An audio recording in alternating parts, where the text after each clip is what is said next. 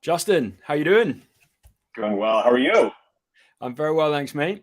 Thanks for joining us. Good afternoon, everybody, and welcome to this week's 6 Sessions. I'm super excited about today's guest. He's one of those marketers that you see tearing up trees and doing cool shit from afar, and in a very non-pervy way. I've been watching him for ages. Today, I get to pick his brains. We're going to talk about what, in my humble opinion as a marketer, is the most important metric for marketers: revenue. Following on from the theme of having rockstar marketers on the 6 Sessions, today's guest ticks that box. An award-winning B2B marketer recognized in the Indianapolis Business Journal's 40 Under 40 and named as one of the top 50 marketing influencers. Today's guest understands growth. Do you know what? The amount of times I've tried to read through this and not stumble through the word Indianapolis, it keeps tripping me up. I'll get there eventually. Indy. Okay. Yeah. Cool. He's got experience in linking up marketing, ops, sales, and customer success to drive growth. And he used to have a penchant for sticker-led growth. He's done time at Sigster, Terminus, and now Drift, from brand to storytelling to digital to ABM. Not only that, this metalhead also produces music on the side. So today, we're going to talk about marketing-led revenue growth. We're going to talk about how you grow your revenues in a crowded market with wild geopolitical events and marketing shifts. We're going to talk about disrupting. We're going to talk about creativity. We're going to talk about storytelling. These chats are designed to be short and sweet, but hopefully full of insight. And as a reminder, it's definitely unfiltered. So I'm hoping Justin doesn't end either of our careers today. This week, I'm excited to introduce you to, all the way from Indianapolis, Justin Keller, VP of Revenue Marketing at Drift. Justin, welcome. Thank you so much, Rich. Hello, everybody. I'm so excited to be here. And the topics we're going to cover, I could not be more excited about. So let's get going. Well, and honestly, dude, the intro does sound like I'm kind of semi fanboying you, and like it's honest from a distance. I've kind of been from back when you were at Sigster, I think is when I first came across like you and like the marketing you were doing. I've always been intrigued, and like you're one of those like one to watch type categories, if that makes sense, without sounding like I'm fanboying or perving. So I'm flattered, and it's taken in the best spirit. So first off, how's 2022 panning out for you so far? I mean, we're halfway through. We're just gone into H2. Pretty good. Yeah, I can't believe we're halfway through this year. It's good. It's been busy as hell. Lots and lots of stuff going on at work, but I just got back from my first vacation in like almost 2 years. I took a train across Canada with my 2 oldest friends, which was absolutely wild. And got back yesterday. So like I'm fresh off vacation. Nice. And like what? So like you went east west or like we went east west? Yes. So we flew to Winnipeg, which what's up Winnipeg? It's a good city. And then we took a train from Winnipeg to Vancouver. It was absolutely epic. Like I mean, a lot of us, the 3 of us, have been around the world, and it was all of us like the most epic landscape we'd ever seen. So can recommend. It was great too because all we did was sit there. We had cocktails brought to us, and we watched the world go by. Nice. Have you? I'm sure you've heard of it, but have you heard of the Orient Express? Yeah. So like basically London down to Venice. It's one of those trains I've always wanted to do it. And actually I'm coming out to so inbound, and after inbound I'm going from Boston to New York, and I was like I could fly, but I think I might just do the train just so I can see a bit of a train ride. Yeah. It's quick. It's pretty. Yeah. It's a good drive taking that train before. I'm a big fan of trains. So for those who don't know, what is Drift? Drift is a conversational platform. We basically allow your audiences to connect with you know, either your brand digitally or live at the right time, and really make every page on your website a choose your own adventure, the ability to connect with a real human being that cares and can answer your questions. And what's your role at Drift? Like what is a VP of revenue marketing?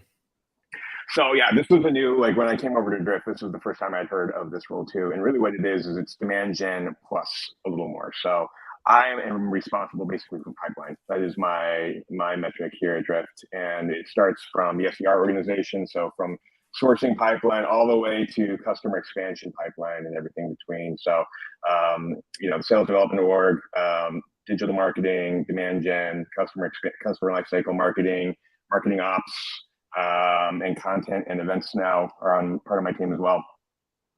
And how does that like fit in or like work alongside the more like traditional type of marketing roles that are in the organization? Because like if you look at an organization like Drift, there's a lot of VP marketing X, VP X marketing, whatever it is. So how does that fit with that kind of traditional SaaS model of people? So it's interesting, and it's taking a second to click in. This is, the team's really come together in the last 3 months or so. And so the way we've got the entire marketing org split up is really in thirds. So I oversee the revenue marketing organization. We've got branding comms is another unit, and then product marketing and customer education is the third arm of our marketing program. I've got the biggest chunk, and really what I love about it is the ability to marry the content experience, the brand experience with the demand side of things. And because those are kind of all in the same house, whether they're live or digital or virtual experiences that we're creating for our audiences are all directly connected to pipeline. And so it's been a little awkward to get a content team that's never really been measured on pipeline, or an events person who's amazing at throwing, incredible events, but isn't, kind of measured on what's that event bringing back into the organization. It's been great to orient that entire crew around it and to tell a singular story, but all in the service of helping our sales reps. Well, that so shifting people into that kind of focus, what kind of challenges have you had? How does that come to pass? Because I think it's, if you start working with event marketers and content marketers and saying, now this is the metric I need you to be working to, how has that shift happened? How's it been received? It's been received well. And I think, and I mean, honestly, this is what we're going to talk about today is, the importance of revenue as a marketer. It's been, they've been so open to the aspect of that aspect of marketing, which I'm happy to impress on them, because in my opinion, the more a marketer focuses on revenue, the better that marketer is going to be, right? At the end of the day, the only reason that we're here is to create new opportunities and to drive pipeline. And if we're not doing that, then what are we doing? And so being able to refract all of our activities through that, I think, is a great way of unifying the team, but also making sure that everything we're doing is in the right spirit and helping to drive business for the company. So actually one of my questions is what is your view on marketers being marked on revenue? But for me, when I start to look at the kind of, it's a much easier conversation to go into a boardroom and saying, here is the revenue we've generated, rather than saying, here's the leads, here's the opportunities, and actually you get to that point when you have that shared metric between sales and marketing. So that whole alignment piece around that shared number really starts to come to a head. So I think how do you shift not a traditional organization, because obviously we're still talking about tech and SaaS here, but how do you shift that kind of leads, opportunities, site visits, all those kind of traditional metrics? How do you shift an organization across to start thinking about creativity through to revenue?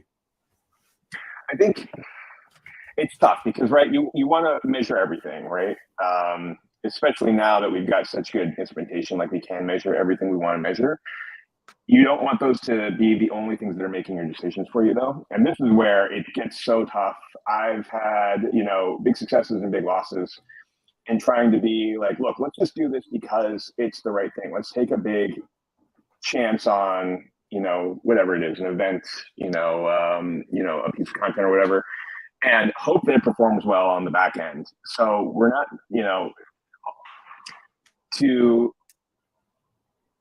it's almost like it's the most important thing and it shouldn't matter at all. Revenue is how we keep our jobs, but if you are afraid of it, if you kind of let it call the shots for you, you're going to lose.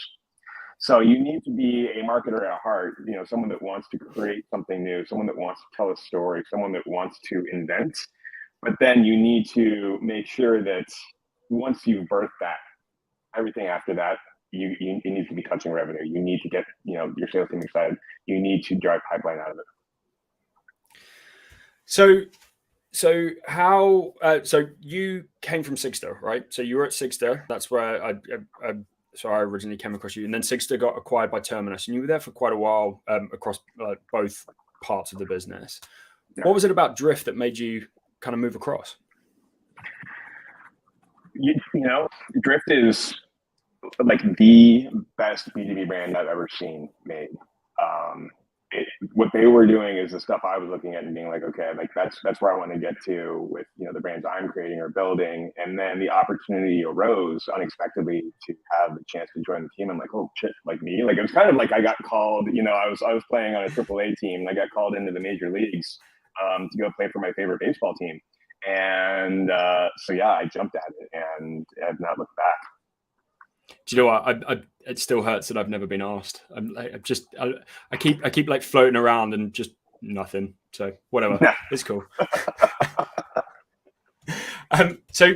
Drift plays in a very heavily crowded space. How do you differentiate? Like, how do you keep Drift at the forefront?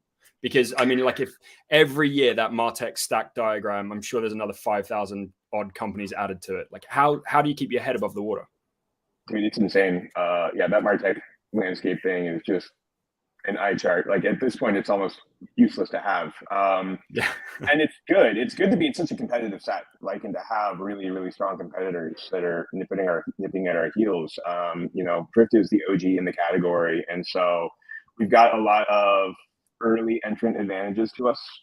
We've been able to build a pretty dominant brand, but at the same time, like ours is the product that other people rip off and innovate on before we can. So it's kind of one of those things where we need to keep feeding this insatiable brand, to keep trying to set the standard for what B2B marketing should feel like. But good marketing can only get you so far. And that's where the product and the product marketing org really come into play in, you know, demonstrating like how much more sophisticated and, you know, mature our platform is compared to others. And that's kind of, I think, where going forward, we're going to really, really be putting a lot of our chips, because we do have just such a broad platform that it's so big now that it's kind of like being able to tell the story about how big and capable Drift is becomes the challenge.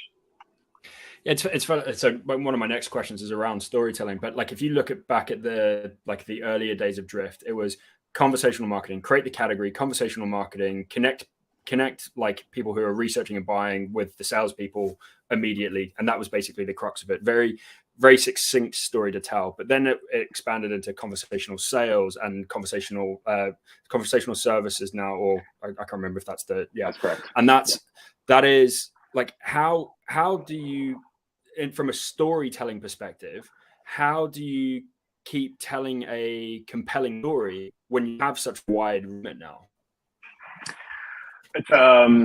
It's a question that we're figuring out as we go. It's really interesting to try and be part of it, but I think at the end of it, it boils down to conversations are so much more powerful than we think they are, right? Like and this is going to be kind of a boring comparison, but forms flat, you get, you know, standard set of information.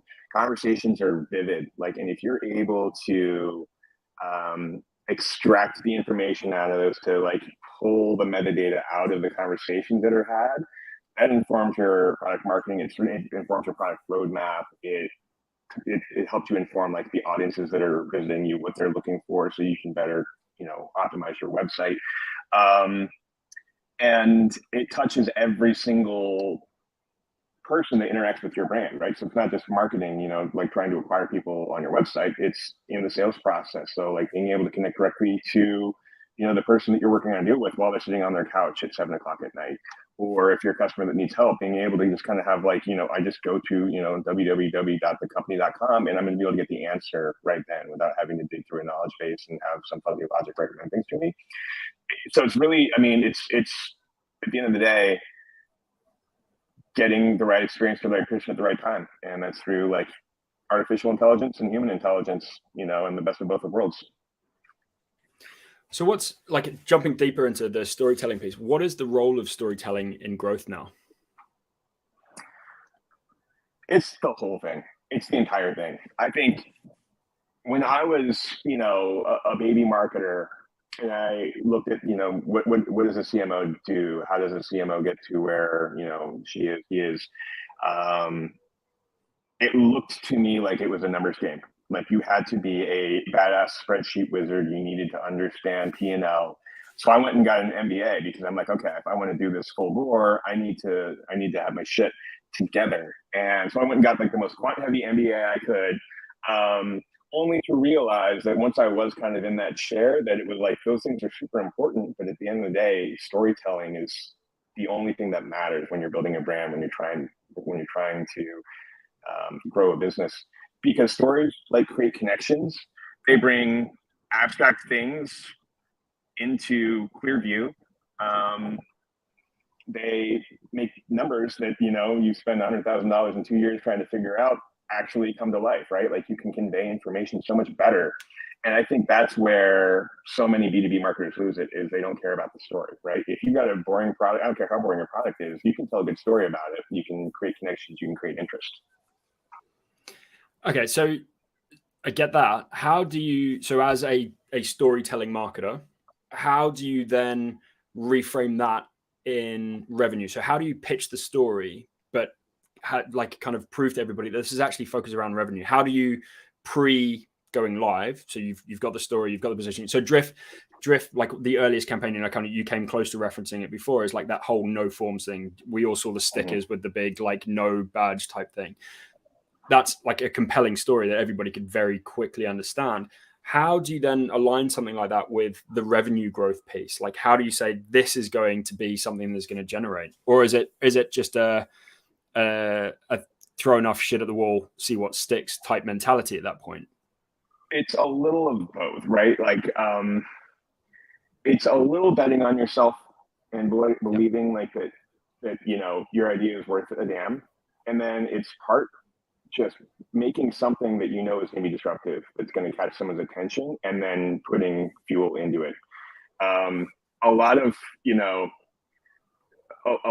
campaigns, let's just call them campaigns rather than stories, start with a dumb idea, and then you polish them up, you find different angles on them, you get them kind of to a level of fidelity that you're ready to show the world. And after that, you can kind of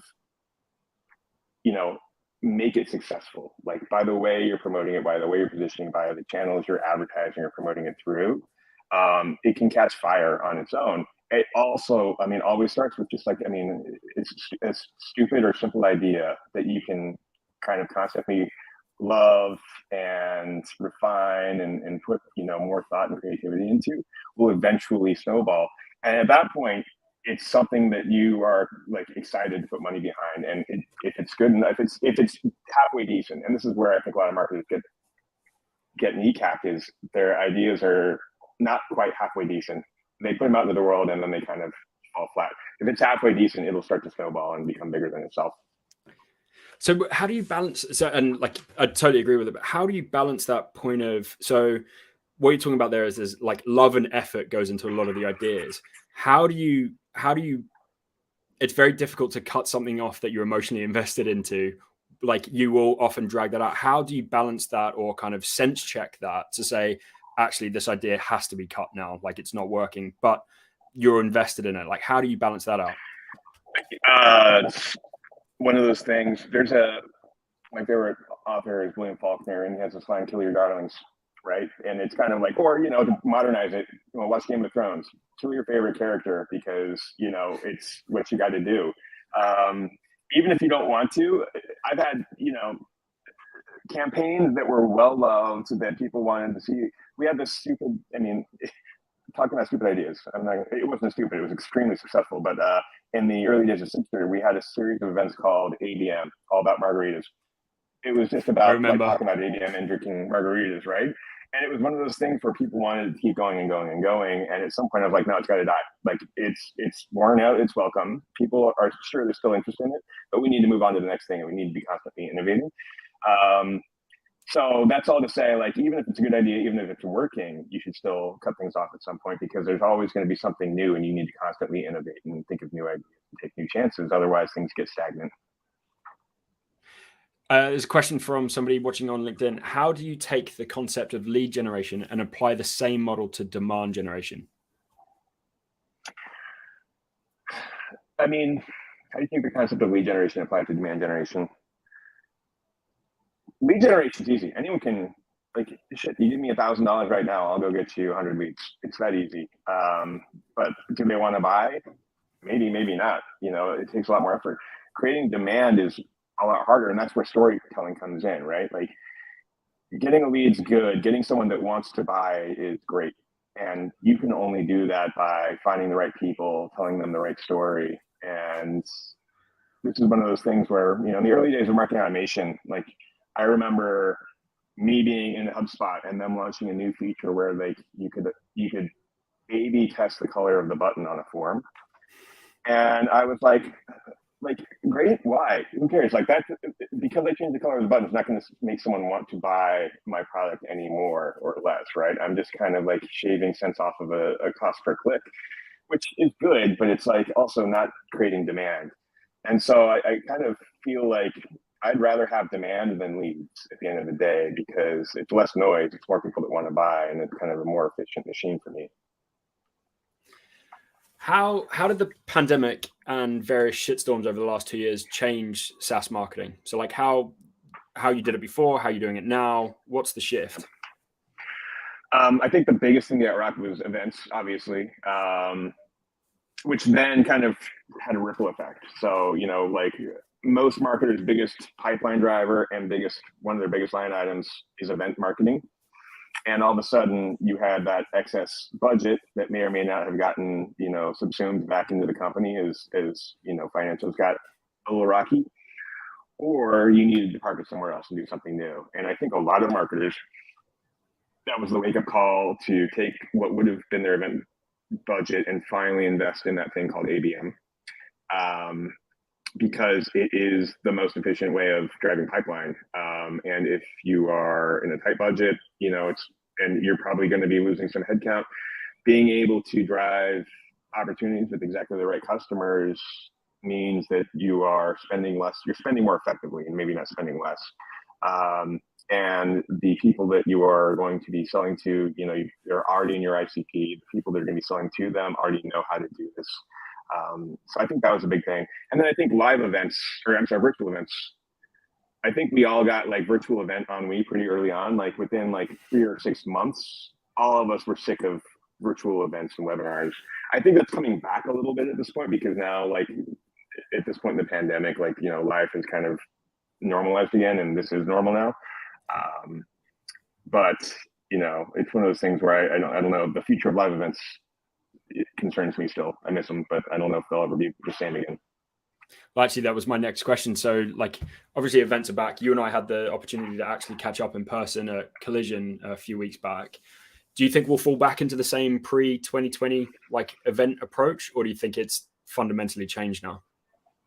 I'd love for it to, but I think it's changed fundamentally. I think the last 2 years showed us how much we can get done from home, wearing our pajamas, not having to, look nice and have social. I mean, I'm not wearing pants now, by the way. Me neither. This is great. Snap.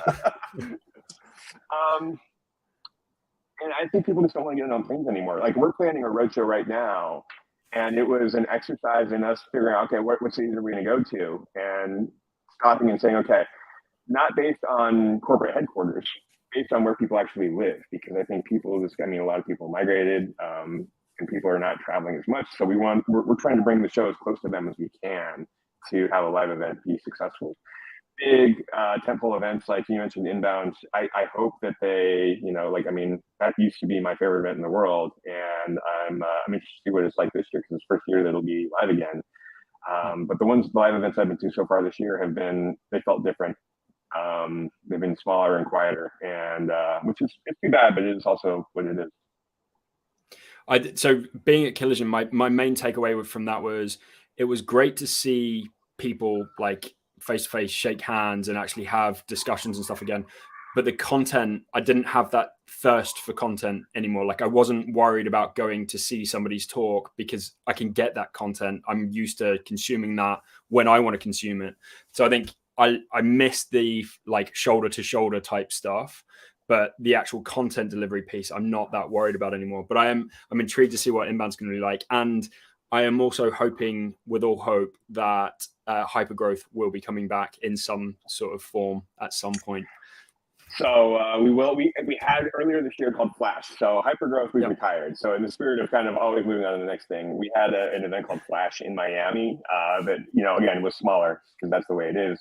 We still managed to sell it out, but it was great. I think next year we will have a much bigger, badder live event that I will make sure you're on the VIP list for. Flash London. Flash. We talked about it actually. Good. Yep. So you are known for being a creative and disruptive marketer in your approach. Where do you get your inspiration from, and how do you sense check those ideas before you blow through your budget with no return? First of all, yeah, I live to disrupt. Like, I like to break things. I like to move fast. I like to do things other people would be scared to do. Where I get the ideas is by like not fishing where other people are fishing, right? Like, I hate to read business books. I've read so many business books in my life, and I still do, but I hate them. I don't pay attention to what other marketers are doing and say I need to do that too. Like, if I'm not the one that started it, then I'm not going to do it because someone else is. I don't want to rip it off. I want to make something brand new. And then really, I am big into the counterculture. Like, I love people that are, subversive, that are doing really weird, different, new things, like going to weird corners of the internet and kind of seeing what artists are doing, and what weird thinkers are doing, and seeing, like, they're in a lot of ways, I think they're on the bleeding edge, and saying, okay, what are they doing, and how can I apply that to what I do, which is way more boring in B2B marketing. And that's kind of, there's not really a super formula to it. It's just have weird ideas. We already talked about it. Like, start with a stupid idea, refine it until it becomes a halfway decent idea. So I normally ask this question at the end, but I'm going to ask it now because I think it's quite a good follow-on question at this point. Is, what's your biggest career fuck up to date? This is such a tough one. Like, the biggest fuck up that it's easy to point on. So I worked at a company called Cha Cha. This was my first job out of college. I was responsible for the communications to about 80,000 independent contractors that we had helping us. And in those communications, one of them was sending, hey, here's how much money you earned last week. And this is early in the days. This is before marketing automation. This is just when it was a pure email platform, uploading a spreadsheet, and one column was off by one cell. And so about 80,000 people got the wrong paycheck. And or at least they didn't get the wrong paycheck, but they got the wrong amount of information. So that was kind of my first communications clusterfuck. And did it teach me a lot? Yeah, it taught me how to like double, triple check. But the things I've learned the most were really from either having really shitty bosses or really great bosses. And I feel like I value them both the same, but for different reasons. And I think in the case of the shitty bosses, it's knowing early on, like, whether or not this is going to be a good place for me to grow and learn. And without, people going to my LinkedIn and trying to figure out which of these companies it is, had one CEO in particular that was extremely toxic. And about 2 weeks on the job, we had about 20 people rip quit on him, like kind of have a intervention and all quit at the same time. And I'm sitting there being like, okay, maybe this isn't a great place. I was also 2 weeks on the job, so I didn't know if I had, my wits about me to make a career decision at that point. But I should have seen it coming. It's a good life lesson. I think it actually. So whenever I ask this, it's normally like, and your first example is normally very self-reflective, but I think having that ability, it's still a mistake if you stay with a shitty employer or a shitty boss, it's still your mistake. But I think it's having that ability to, whatever the opposite to self-reflection is, outward reflection, whatever the fuck that is. I don't know, whatever. But I think that's a good takeaway lesson. Stickers. So you were well known for stickers at Sigster. My old laptop case that I think has been smashed to 1,000 pieces now had a ton of them. And actually, do you remember Tucker from Sigster? Yeah. So Tucker he sold us Sigster as a partner years and years and years ago, and he sent us a bunch over to Manchester. Where did the idea for stickers come from? How did that become like one of the mainstay cruxes? Great question. I think, honestly, it's because we didn't have any money. Like, we had a very thin marketing budget. the CEO at the time had this saying like, hire smart people, put them in a company t-shirt, and good things will happen. And I think this was like a more budget friendly version of that, was just like, let's just, put some character on a sticker and give it out to people. And I think the first one we ever did was a little sticker that said "Email will never die." Signature was, an email signature advertising solution. And from there, like, it was just such a cute design. It was some like a little statement that everyone kind of sympathized with. That we just kept going. We have little like we just want to make a funny joke, and we said, okay, it's gotta be a sticker now. And honestly, like, we had a really good designer, we had some clever, funny people, and you smush the two together, and you spend $200 on Sticker Mule, and you got a marketing program all of a sudden.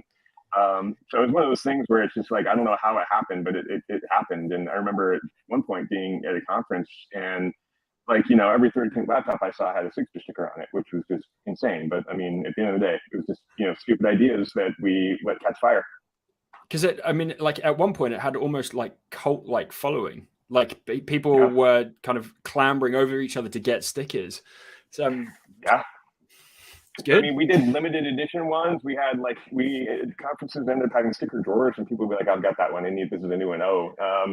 And yeah, it's wild. I mean, honestly, I don't fully understand how it caught fire like that, but it did.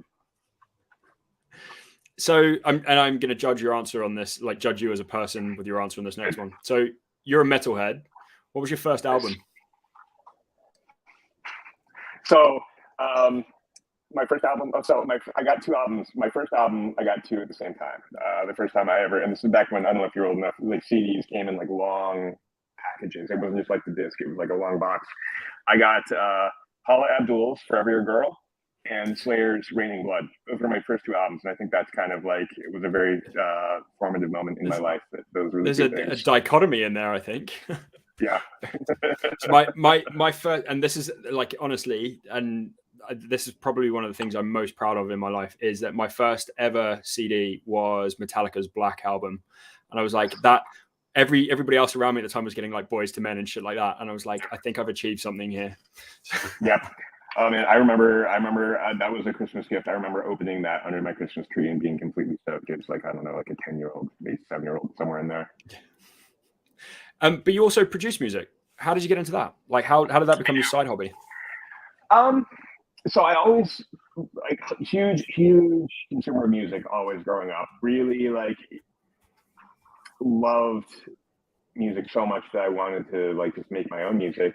I moved around a lot when I was growing up, though, so I never really, like, had friends that I could form a garage band with or whatever.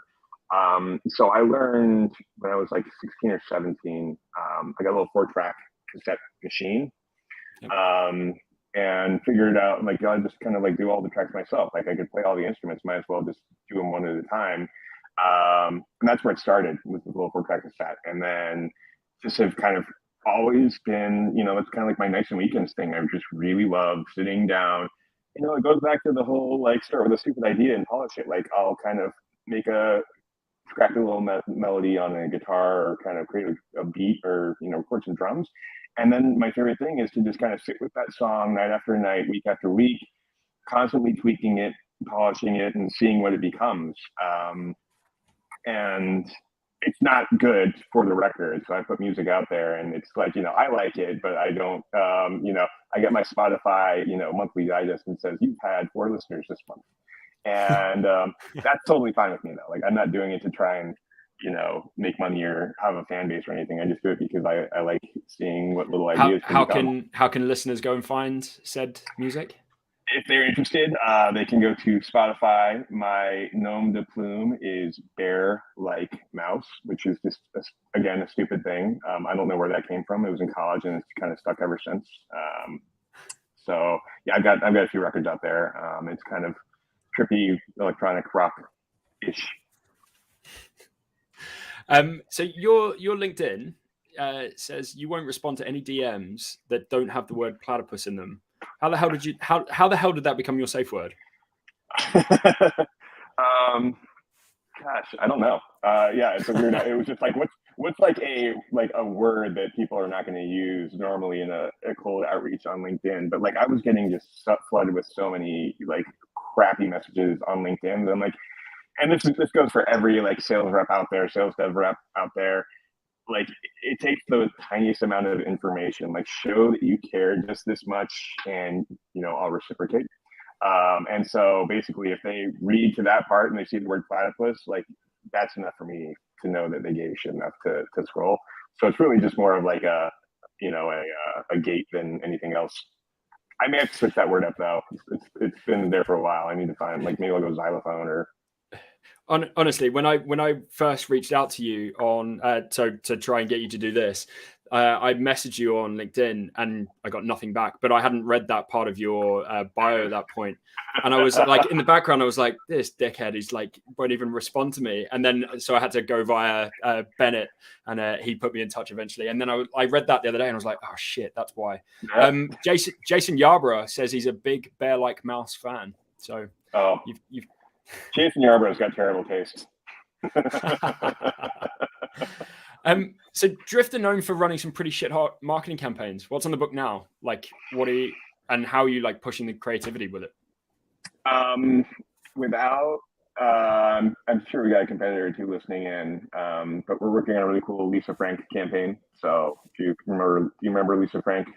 She's still around, I think, but in the early 90s, every kid's trapper keeper was like, neon with lasers and unicorns. And so we're working on something there. We've got this roadshow I told you about. We're trying to really reinvent what a in-suite event looks like a more intimate event. We're going to make it very VIP and, put a lot of love into the individuals is all I'll say there.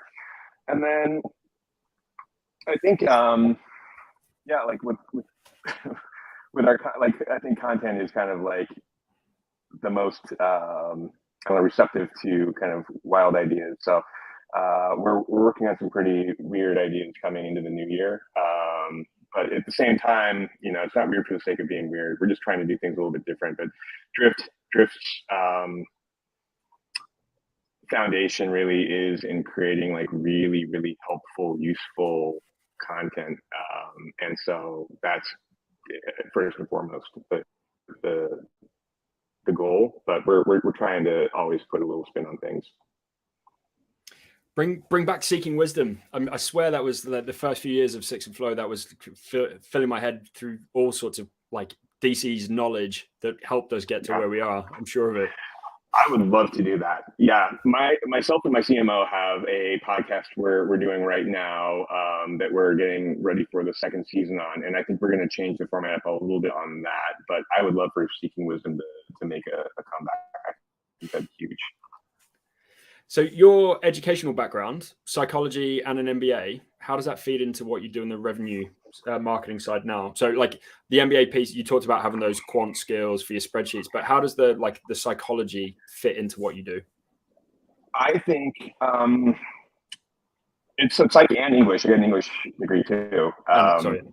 And so, no, it's fine. I only say that to say that, like, I think the psych thing was kind of an accident. I took that, I majored in that because I had the most credits in it. I think it's been super, like, when you look at that, though, like, and the three of those things together, like psychology, English, and business, like, I didn't know it at the time, but that was basically kind of like me creating a master's in marketing.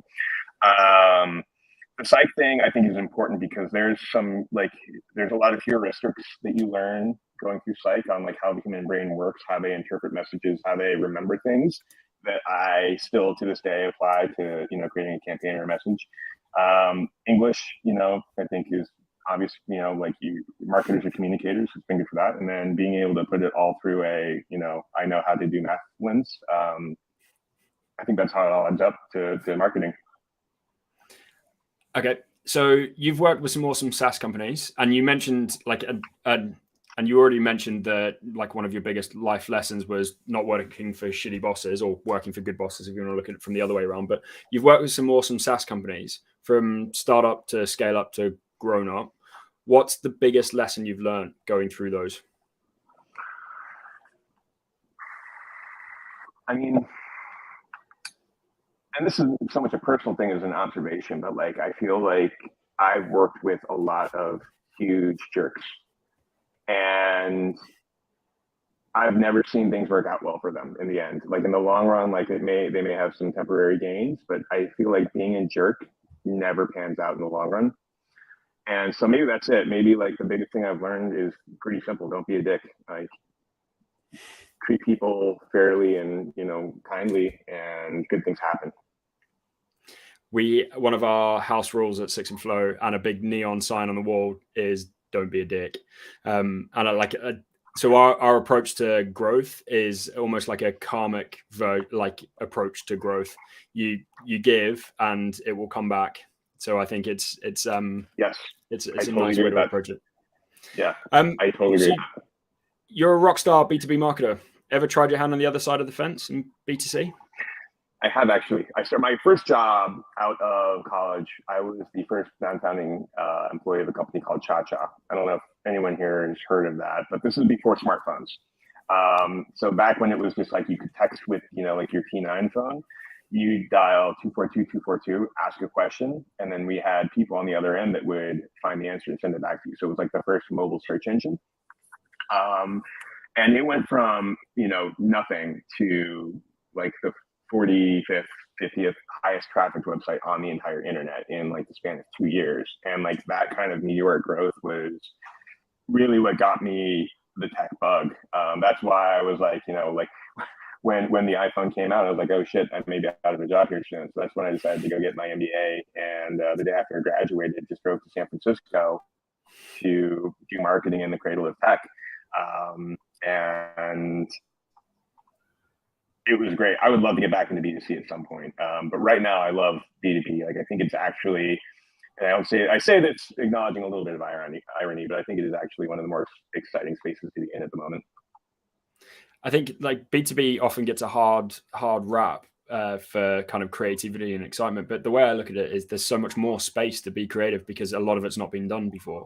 And I think that's and often there's budget there and it's a more stable market. So that's like we went through an iteration initially as an agency. We focused on helping clients with their B2C audience. And now we're almost entirely focused on B2B because of those reasons. Where do you think marketers get revenue growth wrong?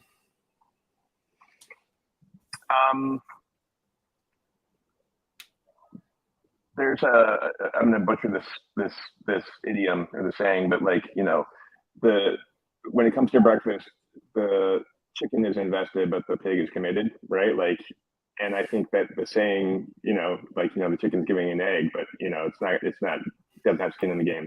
I think for marketers, they feel like, hey, I generated a bunch of MQLs.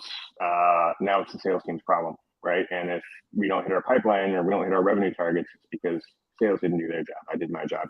I think marketers need to care about every single stage of the customer journey all the way until they become a customer, or even if they don't become a customer, like knowing why they didn't is important too. And holding yourself accountable for revenue is a scary thing for a lot of marketers. That got into marketing probably because they didn't feel like they didn't want to own a quota.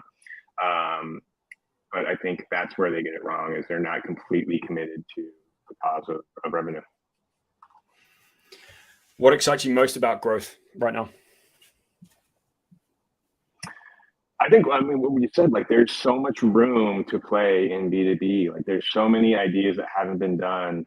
And I feel like in a lot of ways, B2B is catching up with B2C in terms of our technology and our capabilities and the way we're able to interact with our audiences, which is super exciting, right? Like I think that, every B2B marketer kind of wants to be that cool, not everyone, but most of them want to be that cool B2C marketer and, wear really cool jeans and big sunglasses. And I think we're getting closer to it, and that's really exciting to me. And I think that's partially because our audience, like our buyers, the complexity of our buyers has changed. I think I saw a stat it's something like 60% of people at the table in a buying committee are now millennials, and millennials are not, out there making deals on the golf course like our fathers were, and they want and expect a completely different experience. And I love that we are right at the nexus of that change, because that's really exciting for me as we try and reinvent the way companies go to market, not just for ourselves but for our customers. It's weird actually. I was actually having this thought this morning as the boardrooms and the meetings that I'm involved with now, you're starting to see much more like hoodies in the meetings, t-shirts, jeans, whereas before it was like shirts, not often ties, but shirts, suits, like tattoos showing, whereas previously they'd be totally hidden. So like you can see that shift, or at least an acceptance in that shift as kind of I guess the older crowd are, or like like the old guard are shifting out of the kind of the buying rooms now. There's an interesting shift to be part of. It really is. Last like question. that saying, like nobody got fired for hiring IBM. I don't think that rules true anymore. I think that it's like, wow, we didn't go with like the revolutionary, brilliant, like disruptive agency. I love that that's now a question. So yeah. Last question. Who should I interview next on the 6 Sessions? I think you should meet a guy named Daniel Incandela. He was my previous boss. He is one of if he hears me say this, he'll take it in the right spirit. He's one of the weirdest marketers I know, or maybe the most unusual. I've not worked with someone like him before. He's got a very interesting way of going about things, and above all things, like is one of the coolest and most zen-like marketers I've ever worked with. Awesome. As soon as we finish, I'm gonna reach out to him. Dude, that was a lot of fun and I enjoyed it. And I hope we can actually catch up again in person soon. But thank you for doing 6 Sessions with me. If anybody wants to connect with you, how do you want them to connect? LinkedIn, Instagram, Twitter, they're all Justin Keller. So just, I'm happy to connect. Just remember the password. Yeah. Safe word. Justin, thank you for joining us. And thanks for joining us, everybody else. Have a good weekend. Thanks, everybody. It's an honor to be here, Rich. Thank you.